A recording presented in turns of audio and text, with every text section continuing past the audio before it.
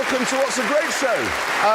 But first, OK, every year, Toyota, which as we know makes everything from Formula One cars to big desert-bashing off-roaders for the United Nations, says to its engineers, have a couple of weeks off.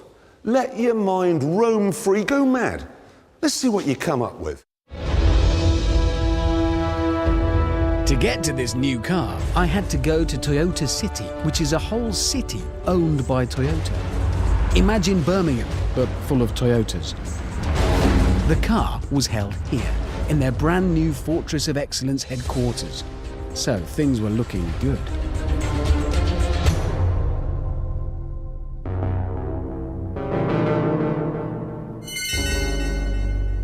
Right, here it is. And there's no getting away from it. What we have here is a chair. It is quite a special chair, though. They have said I can drive it today, here, in this room. But they are quite nervous. Put it this way, this is usually an office full of people and desks.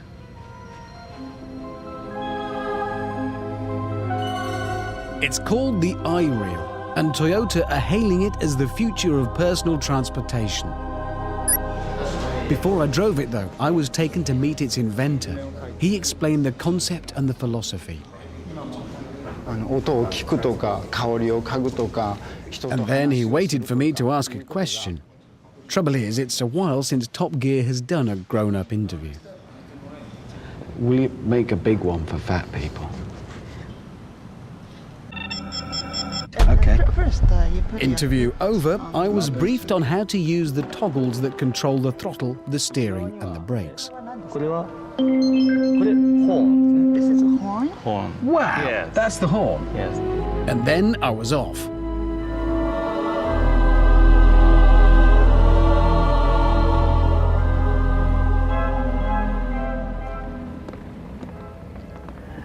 They are very polite people, so I'm saying this quietly.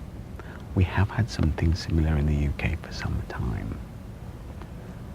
It's called a wheelchair.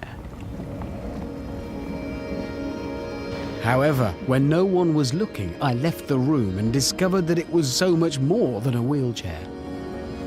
In this mode, for example, the electric motors are trolleying me along at walking pace. But if I want to go faster, I just press this button, and then it drops down into sleek aerodynamic mode. Top speed then, 20 miles an hour. Now, most creations like this are built just to get some coverage at motor shows. But Toyota aims to put the iRail on sale in 2010 for around £2,000. The plan is that we'll be using them for short journeys around town. And don't think OAP mobility scooter. Hip young things will forsake walking entirely and cruise around in these at night, downloading tunes to their iPod from their iRail. And these machines can talk to each other too. Say I want a coffee. Well, I can tell the machine, coffee.